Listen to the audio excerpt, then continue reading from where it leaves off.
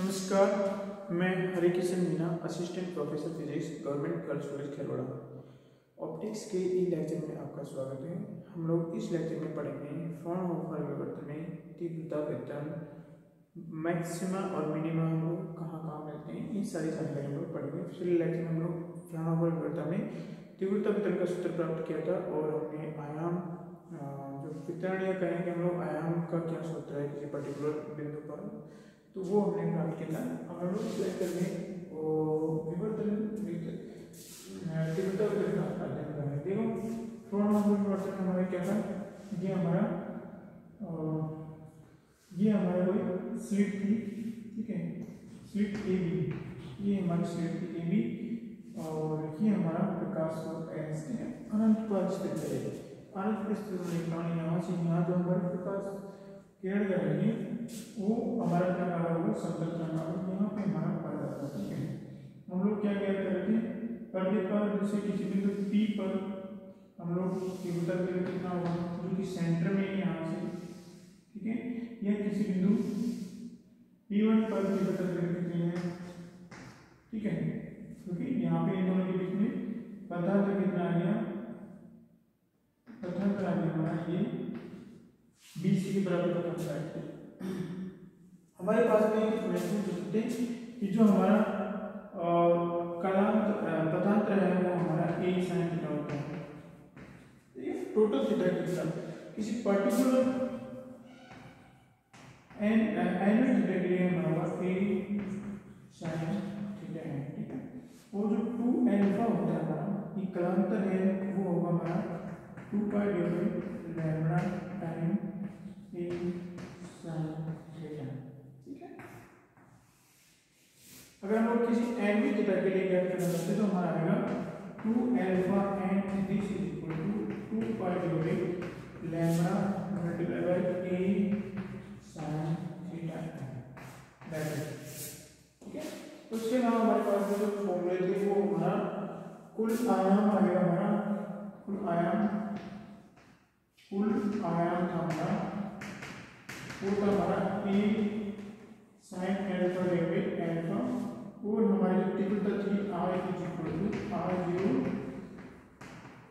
sin alpha divided alpha. अब हम लोग याद करेंगे पहले मिनिमा के लिए याद करेंगे, चलो मिनिमा के लिए, ठीक है।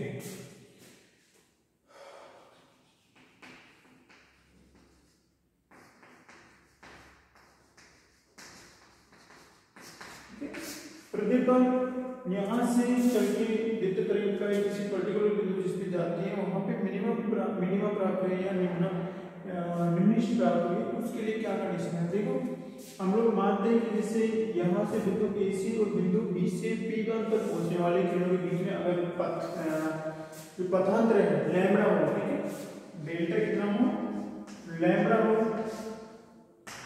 That is delta equal to a sin theta, ये कितने के बराबर हो, लैम्बडा के बराबर हो। तो क्या होगा, हम लोग मान सकते हैं कि a b जो तरंगाग्र है उससे बिंदु P1 पर पहुंचने वाले केवल 2 ही तरंगाग्र है, जिनका एक के लिए हमारा होता है और delta 1 equal to lambda by 2 और दूसरे के लिए हमारा delta 2 equal to lambda by 2 होगा, ठीक है। उन दोनों के बीच में कुल पदार्थ कितना होगा, कुल पदार्थ होगा हमारा अर्थात एक के सापेक्ष a से यहाँ पे पहुंचने वाले के लिए हमारा डेल्टा 1 लैम्बडा बाय 2 है और एक b से इस P1 पर पहुंचने वाले के लिए हमारा delta 2 equal to lambda by 2 है। तो उस स्थिति में क्या होगा, दोनों विनाशी व्यतिकरण उत्पन्न करेंगे और हमारा क्या होगा, विनाशी पैटर्न बनेगा, ठीक है, विनाशी ट्यूब बनेगा और हमारे क्या प्राप्त होगा, हमें निम्नलिखित प्राप्त होगा। तो डेल्टा इक्वल टू लैम्बडा के लिए हमारा निम्नलिखित प्राप्त होगा। फिर डेल्टा इक्वल टू अगर हम लोग 2 लैम्बडा अगर कंसीडर करें, ठीक है, delta equal to 2 lambda consider करें तो हम लोग मान सकते हैं कि a b तरंगाग्र हमारे पास 4 भागों में विभाजित है, ठीक है। a b तरंगाग्र हमारे पास 4 भागों में विभाजित है। जैसे फर्स्ट में माना हमने इस प्रतिरूप में हमारा किस प्रकार से होगा, देखो ए बी है, यहाँ तक का हमारा लैम्डा बाई 2 है और यहाँ तक का लैम्डा बाई 2 है। ओके, अब यहाँ पे देखो डेल्टा इक्वल टू लैम्डा है तो हम लोग इसको मान सकते हैं ए बी है। ठीक है, यहाँ पे हमारा लैम्डा बाई 2 है, फिर दूसरा लैम्डा बाई 2 है, फिर तीसरा लैम्डा बाई 2 है, फिर लैम्डा बाई 2 है। ठीक है, ये हमारा बिंदु है तो इसके वजह से सेंटर हम लोग को मान लेंगे। सेंटर हमारा वो है तो यहाँ से इसमें लैम्डा बाई 2 का पतांतर होगा, यहाँ से यहाँ तक के लिए लैम्डा बाई 2 पतांतर होगा। उसी प्रकार से लैम्डा बाई 2 पतांतर यहाँ से यहाँ तक लैम्डा बाई 2। तो देखो इन दोनों ये दोनों एक दूसरे को कैंसिल कर देगा, ये दोनों का जो प्रभाव है एक दूसरे को कैंसिल कर देगा और हमारा क्या बनेगा, विनाशिक ध्रुव बनेगा। उसी प्रकार से हम delta equal to T lambda consider करें तो हम मान सकते हैं कि ए बी जो तरंगावे है वहां से हमारे केवल 4 तरंगावे बिंदु P1 पर पहुंचने। ठीक है, वो इस प्रकार से डिवाइड होंगे 6 2 3 4 5 6। ठीक है, 1 2 3 4 5 और ये छठा है। ये लैम्डा बाई 2 है, ये भी लैम्डा बाई 2 है, इसका भी पतांतर लैम्डा बाई 2 है, लैम्डा बाई 2 एक दूसरे के सापेक्ष इसका पतांतर है, लैम्डा बाई 2 का पतांतर है।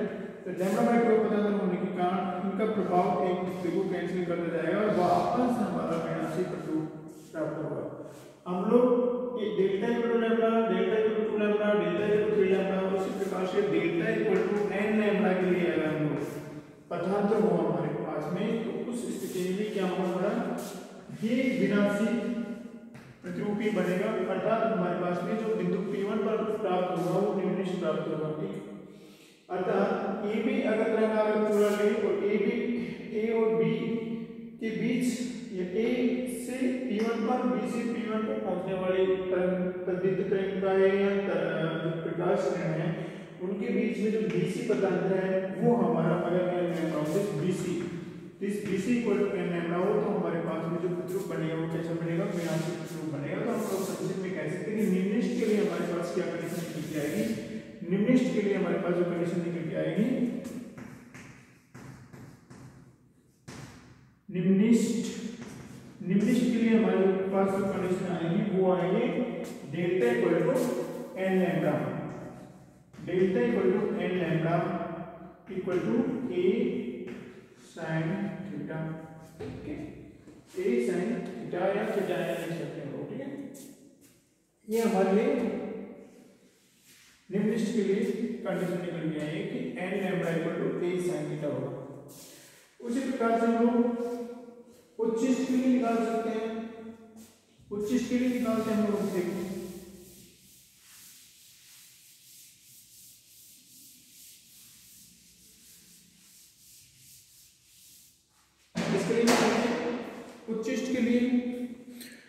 उच्चिष्ट के लिए निकालते हैं हम लोग।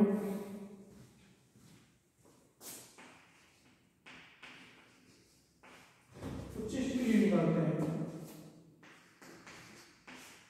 ठीक है, मैक्सिमा के लिए। सपोज करो हमारा delta equal to lambda by 2 है। ठीक है, delta equal to lambda by 2 और डेल्टा कितना है हमारा a अर्थात हमारे पास में केवल एक ही तरंगाग्र है और उस A से B तक जो हमारा तरंगाग्र है A से P1 पर और B से P1 पर पहुंचने वाले किरणों के बीच में पतांतर कितना है, लैम्डा बाई 2 है। तो क्या होगा हमारे पास में, हमारे पास दूसरा लैम्डा बाई 2 वाला कोई तरंगाग्र है नहीं और पूरा एक संपोषित पैटर्न बनेगा। ठीक है, या कहेंगे लोग उच्चिष्ट की हमको कंडीशन प्राप्त होगी इस स्थिति में। उसी प्रकार हम लोग delta equal to 3 lambda by 2 ले लेते हैं। इस स्थिति में क्या होगा, इस स्थिति में हमारे पास में जो तरंगाग्र है, ठीक है, उसको हम लोग 3 भागों में बांट सकते हैं। ठीक है, लैम्डा बाई 2 और लैम्डा बाई 2 3 भागों में हमने इसको डिवाइड कर लिया। कितने भागों में, 3 भागों में, लैम्डा बाई 2 लैम्डा बाई 2। अब हम लोग कह सकते हैं कि इन दोनों तरंगाग्र जो दोनों तरंगाग्र है, ठीक ठीक है।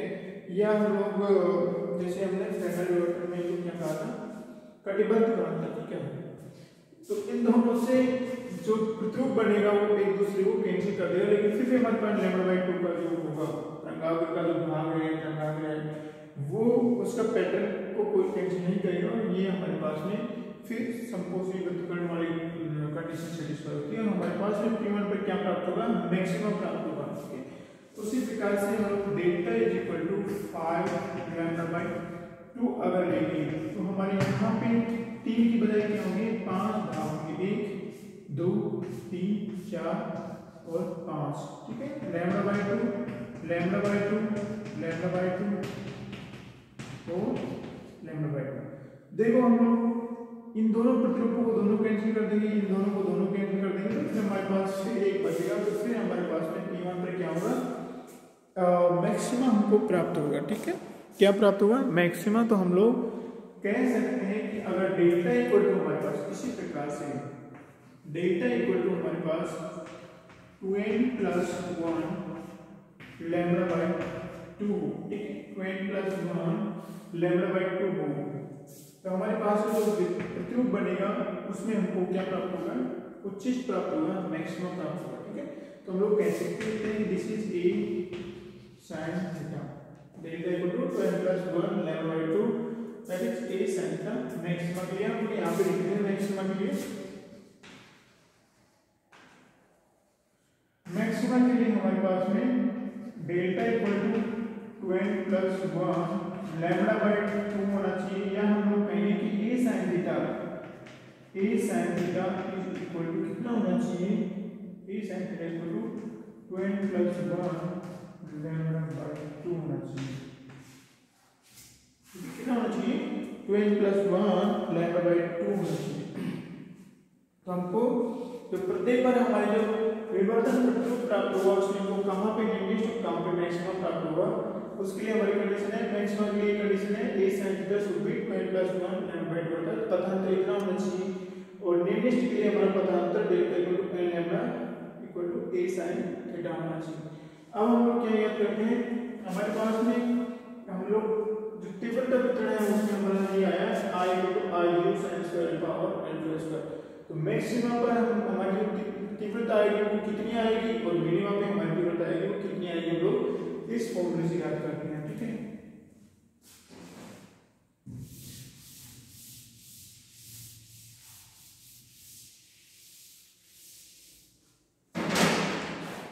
देखो I इक्वल टू कितना है, I0 sin² alpha / alpha, I equal to I0 sin² alpha / alpha. Okay, तो देखो अगर हमारे पास में ये अल्फा इक्वल टू 0, ठीक है, alpha equal to 0, alpha equal to 0, तो हमारे पास में I इक्वल टू R0 प्राप्त होगा। तो अल्फा इक्वल टू 0 का आंसर कितना होगा, यहाँ से देखो अल्फा 0 तब होगा जब थीटा 0 होगा, ठीक है। दैट इज ये मैक्सिमम की कंडीशन है हमारे पास में, ठीक है, इसकी कंडीशन है मैक्सिमम की कंडीशन है। उसके अलावा देखो हमारे इस फॉर्मूले से अल्फा 0 अन्य थीटा इक्वल टू अन्य कोई स्थिति के लिए अल्फा इक्वल टू 0 होता है, ठीक है। तो हम लोग देखेंगे वहां पे भी हमको अन्य उच्चिष्ट प्राप्त होते हैं, द्वितीय उच्चिष्ट वगैरह, वो उसको प्राप्त करने के लिए हम लोग क्या करते हैं, यहाँ पे y इक्वल टू अल्फा और y इक्वल टू अल्फा और y equal to sine alpha, ठीक है। इनमें हम लोग क्या करते हैं, ग्राफ खींचते हैं अल्फा², इन दोनों में हम लोग ग्राफ खींचते हैं, और जहां पे हमारे लिए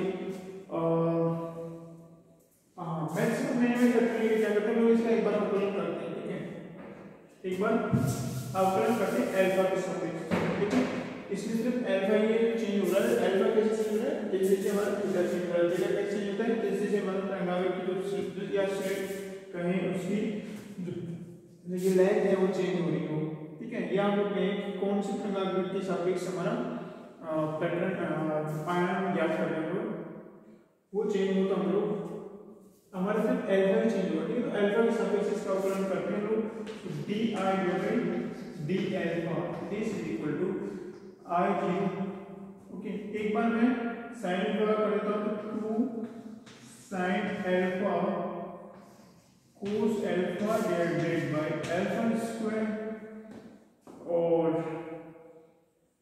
प्लस साइन स्क्वायर अल्फा, फिर इस अल्फा स्क्वायर का क्या हमारा कितना आएगा -2 डिवाइडेड बाय अल्फा क्यूब। ठीक है, तो दिस शुड बी, इसको हम लोग जीरो करके देते हैं, फिर जो मान आएगा उसको हम लोग यहाँ पे रख के देते हैं, फिर हम देखते हैं कि मैक्सिमम मिनिमम आएगा। ठीक है, हम देखते देखो यहाँ से हमारा, ठीक है, यहाँ पे हम लोग साइन अल्फा है हमारा और अल्फा स्क्वायर है, कॉमन ले लेते हैं, दो भी है हमारे पास ये पूरा। ठीक है, तो दो ऊपर है हमारा साइन अल्फा, नीचे हमारा अल्फा स्क्वायर है। ठीक है, दो sign alpha divided alpha square, तो यहाँ पे हमारा cos alpha minus sign alpha divided by alpha versus. ठीक है, दिस इज जीरो, ये कितना है जीरो है। तो या तो हमारे क्या होना चाहिए, ये क्योंकि अल्फा यहाँ से इससे हमारा शून्य नहीं हो सकता, अल्फा से मिलते ही इसका मान शून्य नहीं होगा, तो हमारा साइन अल्फा से होना चाहिए, साइन अल्फा मस्ट बी शून्य। ठीक है, और दूसरा क्या है हमारा, this cos alpha minus sign alpha divided by alpha must be शून्य। ठीक है, या तो ये होना चाहिए या ये होना चाहिए या दोनों होने चाहिए। ठीक है, तो sine alpha equal to zero पे हमारा मैक्सिमा या मिनिमा होगा। ठीक है, और यहाँ पे हम हमारा जो कंडीशन है उसके हिसाब से मैक्सिमम मिनिमा होगा। यहाँ पे हम क्या करते हैं, अल्फा इक्वल टू क्या करते हैं, अल्फा इक्वल टू ये अल्फा इक्वल टू क्या होगा, this divided by this sine alpha divided cos alpha, that is tan alpha.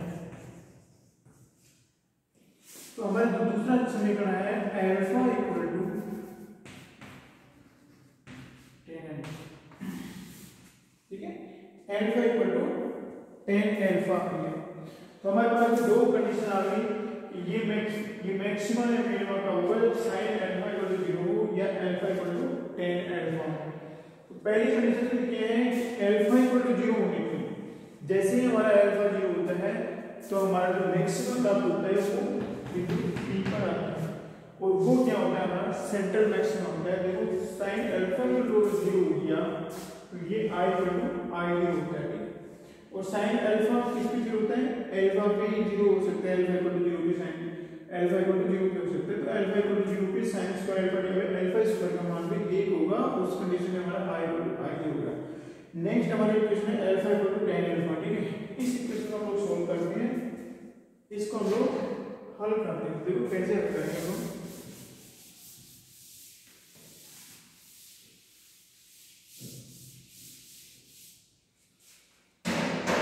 हम लोग क्या करते हैं, y इक्वल टू अल्फा और y equal to tan alpha. y equal to alpha, y equal to tan alpha, ये दो हमारे पास समीकरण आ जाते हैं। इन समीकरणों को हम लोग हल करते हैं और रैखिक विधि से हम लोग हल करते हैं। तो देखो हल करते हैं किस प्रकार से भी हमारे पास हल देती है। ओके, ये हमारे पास π/2 है। ठीक है, ये हमारे पास पाई है, ये हमारे पास 3π/2 है, ये हमारे पास है 2π। ठीक है, उसके बाद में फिर हमारा नेक्स्ट है 2π और ये हमारा 5π/2। ऐसे हमारे एक के बाद एक पाई के लिए। ठीक है, तो ये हमारा शून्य है, यहाँ पे हमारा शून्य, तो एल्फ ये हमारा जो एक्स है वाई एक्स को रिप्रेजेंट करता है, और ये हमारा जो किसको रिप्रेजेंट करता है, ये अल्फा को रिप्रेजेंट करता है, इसको अल्फा को रिप्रेजेंट करता है, अर्थात 2 अल्फा इनका डबल होगा। ठीक है, 12 बाई 2 दिस, तो y इक्वल टू अल्फा और y equal to tan alpha. तो अल्फा इक्वल टू 0 पे हमारा tan इक्वल टू होता है 0 होता है। अगर हम लोग tan अल्फा का हमको ग्राफ आता है तो हमारा इस प्रकार से ग्राफ आएगा, ठीक है। फिर उसके बाद में हमारा ये ग्राफ इस प्रकार से आएगा, सॉरी इस प्रकार से आता है ग्राफ, ठीक है। 3π/2 पे फिर इनफाइनाइट हो जाता है 10।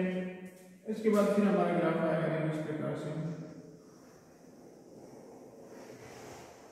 5/2 पे, फिर ये मैक्सिमम होता है। ये क्या है, ये 45 डिग्री 50 डिग्री रेखा है। देखो हम लोग खींचते हैं तो इस प्रकार से आएगा हमारा, ठीक है। इस प्रकार से आएगा जहां जहां पे हमारा ये y इक्वल टू अल्फा की लाइन है, ये tan अल्फा है, ठीक है। ये भी tan अल्फा है, tan अल्फा, ठीक है।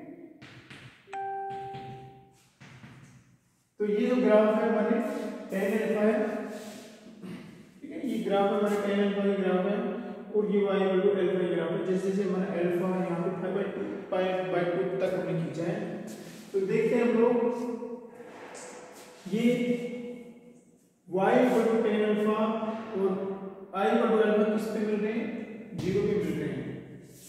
y इक्वल टू 0 पे मिल रहे हैं, ठीक है। तो 0 पे हमने देखा यहाँ पे अल्फा इक्वल टू 0 रखते तो हमारे पास क्या प्राप्त होता है, हमारे पास प्राप्त होता है i इक्वल टू I0 और अल्फा इक्वल टू 0 किस पे होता है, अल्फा इक्वल टू 0 हम लोग यहाँ से निकाल सकते हैं। थीटा इक्वल टू 0 तो alpha equal to 0, theta equal to 0 किस पे होता है, हमारे इस बिंदु पे इक्वल होता है I equal to I0, that is central maximum प्राप्त होता है। अब हमारे पास अन्य मैक्सिमम भी प्राप्त होते हैं जो कि y equal to alpha, y equal to tan alpha के जो कटान बिंदु होते हैं वहां पे हमको ये मिलते हैं। तो ये कटान बिंदु हमारा ये रहा, ठीक है। एक कटान बिंदु हमारा ये रहा। हम लोग ऐसे मानते हैं कि ये 3π/2 है, ये 5π/2 है, ठीक है। ये कितना है 3π/2, ये 5π/2। इनकी एग्जैक्ट पोजीशन कितनी होती है, आते जैसे 3π/2, 5π/2 या 7π/2, ठीक है। हम लोग अप्रोक्सीमेशन मानते हैं, लेकिन इनकी वैल्यू होती है वो लगभग होती है आई थिंक 1.43 और इसकी होती है 2 कुछ होती है, ठीक है। इस प्रकार से होती है कि y इक्वल टू इन पर अगर हम लोग इनके मान अगर यहाँ पे रखें sin अल्फा का मान, ठीक है, अल्फा का मान यहाँ से 0 पे रखें तो मैक्सिमम प्राप्त होगा सेंट्रल मैक्सिमम। इसके बाद 3π/2, 5π/2, 7π/2 अगर यहाँ पे रखेंगे तो हमारा i equal to exact I0 तो नहीं आएगा, लेकिन कुछ अलग वैल्यू आएगी जो हमारे पास में central maxima I equal to I0 से थोड़ा डिफरेंट होगी, क्योंकि एक कटान बिंदु 1.43 पे है, ठीक है। एग्जैक्ट 3π/2 पे नहीं है, एग्जैक्ट 3π/2 पे नहीं होने के कारण हमारा जो अल्फा है sin अल्फा वो 0 नहीं होता, ठीक है। कितना नहीं होता है, मैक्सिमम वैल्यू नहीं होती उससे। तो ये हमारा y इक्वल टू 0, 1.43 और 2 कुछ वैल्यू है उस पे हमारा ये मैक्सिमम प्राप्त होता है, ठीक है। इतना पाई है और ये 2.46 पाई होता है, ऐसे वैल्यू आते हैं। ये हमारी प्रैक्टिकल है, वैसे थ्योरेटिकल इस प्रकार से हमारे ये एग्जैक्ट मान आते हैं। हम लोग क्या करते हैं, y इक्वल टू 3π/2, 5π/2, 7π/2 इसके अंदर रखते हैं। हम लोग तीव्रता ज्ञात करते हैं, हमारी तीव्रता कितनी आती है, देखो I0 रखेंगे यहाँ पे हम लोग, ठीक है। ये हमारे दो इक्वेशन थे, इन दोनों इक्वेशनों को भी हम लोग यहाँ पे इनको हटा के रख सकते हैं। यहाँ पे निम्नलिखित कुल आयाम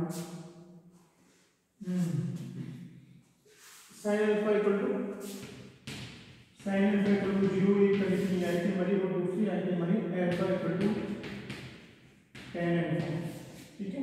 इनसे हमारे y इक्वल टू कितने कितने प्राप्त हुए, y इक्वल टू 0, 3π/2, 5π/2, 7π/2, ठीक है। ये मान प्राप्त होते हैं, इनके एग्जैक्ट मान होते हैं 0, 1.43 पाई एंड 2.46 पाई। ये 2.46 पाई है, कितना है 1.43 पाई 2.46 पाई, ऐसे मान आते हैं। अब हम लोग क्या करते हैं, इन मानों हम लोग इसमें रखते हैं आगे, तो मान लेते हैं 25 की वैल्यू कितनी आती है, equal to y equal to 0 पे I इक्वल टू ये y इक्वल टू 0 पे sin square alpha divided alpha square equal to 1। So I equal to I होता है और ये हमारे क्या होता है सेंट्रल मैक्सिमम। सेंट्रल मैक्सिमम होता है। सेंट्रल मैक्सिमम कौन सा होगा? इच्छित बिंदु P पर वो किसी बिंदु है।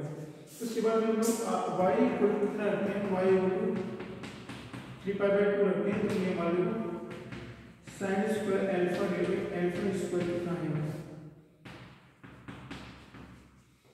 ये आएगा हमारा sin स्क्वायर 3π/2 डिवाइडेड 3π/2 इसका स्क्वायर। इसका मान 1 आएगा स्क्वायर होने के बाद में। इसका मान कितना आएगा हमारा 4/9 कितना आएगा 4/9। तो हम लोग I इक्वल टू कितना होगा हमारा? I equal to I cube 4/9π 4/9π। इसका मान I/22 होगा। ठीक है, pi equal to pi square sorry this is pi square. Pi equal to 22/7 रखने पे या 3.44 रखने पे जो वैल्यू आएगी 3.14 जो वैल्यू मिलेगी तो हमारा I इक्वल टू पाई आ जाएगा। ठीक है, उसी प्रकार हम लोग अगर y इक्वल टू 5π/2 ले y इक्वल टू 5π/2 ले इसके तो हमारा कितना आएगा? मैं तीव्रता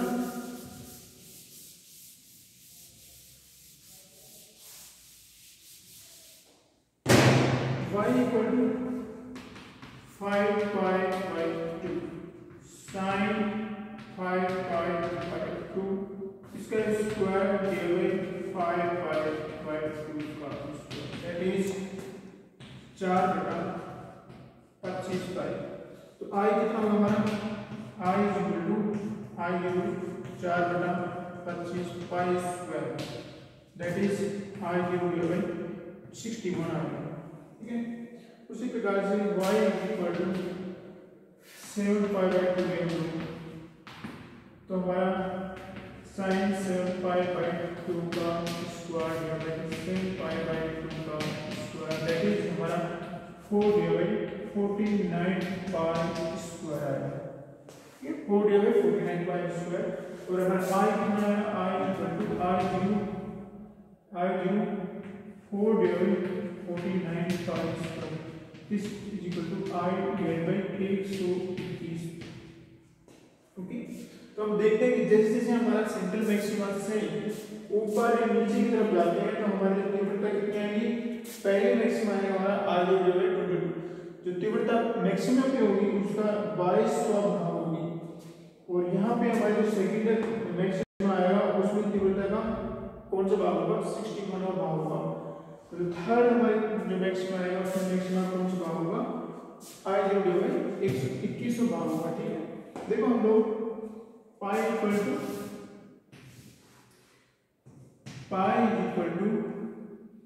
22/7 तो हमारा पाई स्क्वायर इक्वल टू 22 गुना 49 that is 1/1 divide 49 multiply by 4। इसमें से मैं दो कॉमन ले लेते 11 मल्टीप्लाई बाय 11 करो 121 में। ये जो पाई स्क्वायर है इसका मान देखो यहाँ पे रखते हैं लोग। पाई स्क्वायर में I equal to I0 4/9π square. ठीक है, तो देखो यहाँ पाई स्क्वायर में हमारा 121/49 मतलब 4 है। I0 4/9 मल्टीप्लाई बाय 121 गुणा 4 ऊपर आएगा 49। कितना आएगा? 49। 4 से 4 कैंसिल हो जाएगा तो ये हमारा आएगा 49 डिवाइड बाय 1/1 मल्टीप्लाई बाय 9। ठीक है, इसको हम लोग सोल्व करेंगे तो हमारा मान लो y c आएगा, इधर नहीं आएगा। उसी प्रकार से ये मान हमारे नहीं आएगा। देखो अब हम लोग पैटर्न बनाते हैं, किस प्रकार का पैटर्न आएगा हमारे पास? पहले तीव्रता सॉरी फर्स्ट मैक्सिमा आएगा हमारा I0 सेंट्रल मैक्सिमा होता है। उसके बाद ये आएगा, उसके बाद ये आता है, फिर ये आएगा। ठीक है, अभी हम लोग निकालते हैं कितना आता है।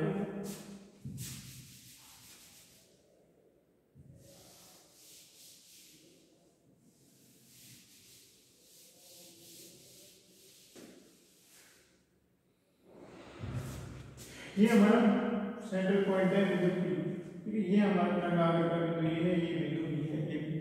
तो देखो सेंट्रल मैक्सिमा आएगा, जिससे हमारा ये सेंट्रल मैक्सिमा आ गया, ठीक है। सेंट्रल मैक्सिमा कितने पे है, अल्फा इक्वल टू 0 पे आएगा। उसके बाद हमारा नेक्स्ट जो आएगा इसकी तीव्रता कितना आएगा, उसकी तीव्रता का 1/22 से भाग आएगा। उसके बाद नेक्स्ट आएगा इसकी तीव्रता का 1/61 भाग आएगा। फिर उसके बाद नेक्स्ट आएगा इसकी तीव्रता का, फिर उसके बाद हमारे इस प्रकार का पैटर्न होगा। वैसे ही इधर भी होगा हमारा सेम थिंग है, उसको हम लोग हॉरिजॉन्टल ग्राफ में शो करते हैं। तो इस प्रकार से हमारा देगा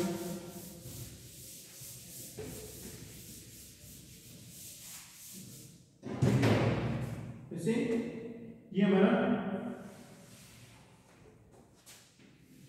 ए बिंदु P है। तो यहाँ पे जो हमारा आएगा वो सेंट्रल मैक्सिमा होगा। देखो ये हमारा सेंट्रल मैक्सिमा होगा, ये हमारा I0 होगा, ठीक है। कितना होगा, I0 सेंट्रल मैक्सिमा। और बाकी लोग जो तीव्रता वितरण होते हैं हमारा I0 sin square alpha divided by square. फिर उसके बाद हमारा नेक्स्ट जो हमारा आएगा मैक्सिमा आएगा वो कितने पे आएगा, वो आएगा 3π/2 पे, ठीक है। उसके बाद में हमारा नेक्स्ट मैक्सिमा आएगा यहाँ पे 3π/2 पे। उसके बाद नेक्स्ट जो आएगा हमारा आएगा 5π/2 पे। ये उसी प्रकार से हमारे यहाँ पे इन दोनों की हाइट बराबर होती है। ये आएगा हमारा 3π/2 पे,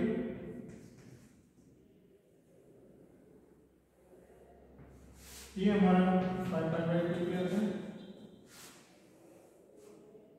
ये हमारा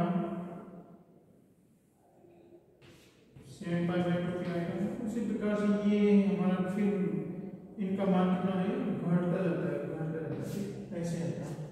तो देखो ये तो जो हमारा I0 है ये हमारा आएगा I0 divided by 22, I0 divided by 22, I0 divided by 61, ये I0 divided by 61, I0 divided by 1 to 1, ठीक। तो उनका जो तीव्रता है, जो अदर मैक्सिमा है, उनकी तीव्रता क्या है, बहुत ही तेजी से घटती जाती है। और उसके बाद में हमको जो पैटर्न मिलते हैं वो